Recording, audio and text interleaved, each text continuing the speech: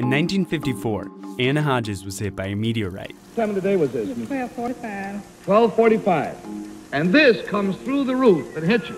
She was napping when the rock crashed through her ceiling and bounced off the radio into her stomach.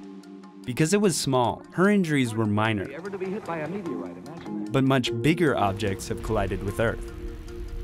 65 million years ago, a rock 10 kilometers wide slammed into the Gulf of Mexico, an event that likely caused dinosaurs to go extinct.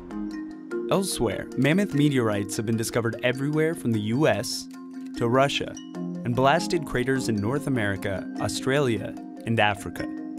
Falling objects from the sky have always fascinated humans, but they have also made us fearful, making us wonder whether someday a giant asteroid could come for us. In movies like Deep Impact and Armageddon, those fears are played out, 1 minute. and heroes save the day. We all gotta die, right? I'm the guy who gets to do it saving the world. You might think this only happens in Hollywood, but that's not exactly true. There is a small chance, a really, really small chance, of a large asteroid hitting Earth. So scientists are getting ready, just in case. Asteroids are hunks of rock that weren't big enough to become planets when the solar system formed. Smaller asteroids are called meteoroids, and when they fall through Earth's atmosphere, they become meteors. If they make it to the surface, they're called meteorites. Between 1988 and 2017, NASA counted over 700 fireballs created by objects entering our atmosphere.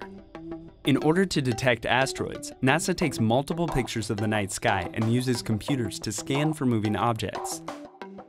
As Earth orbits, scientists make several observations from different locations to detect how close the asteroids are to Earth. Here, the nearest objects are labeled in green.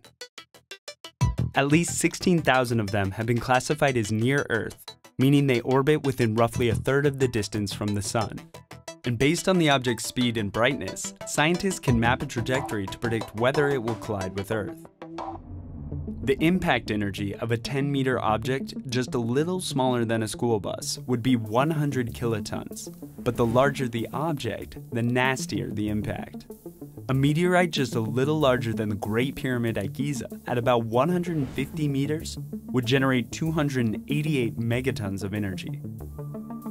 For reference, the number of megatons in the payload of the Castle Bravo hydrogen bomb was only 15. But asteroids don't need to hit Earth to cause damage. In 2013, a 17-meter-wide meteor exploded over Chelyabinsk, Russia before it ever reached the ground. And the resulting shockwave released about 440 kilotons of energy that damaged structures and injured over 1,500 people. Following that event in Russia, US politicians called on NASA to ask about the threat of future collisions. Well, if we saw one coming toward Omaha, what could they do about it? And they said they could use a laser. First of all, it would not be practical to have a laser powerful enough to split it in half. Their questions sounded like plot lines for a new blockbuster, but their ideas weren't actually that far off. How far inland could a reasonably sized asteroid make water come in?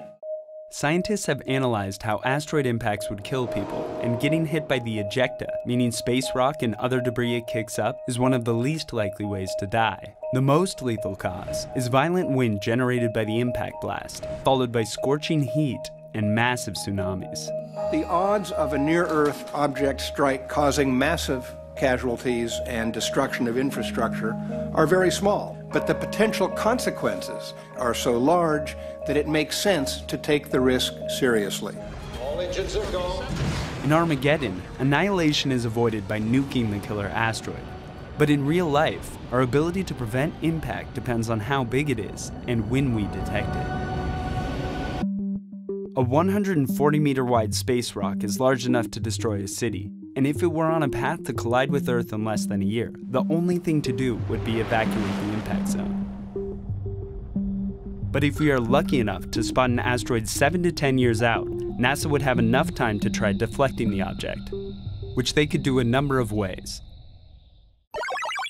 First, NASA could launch a spacecraft to act as a battering ram.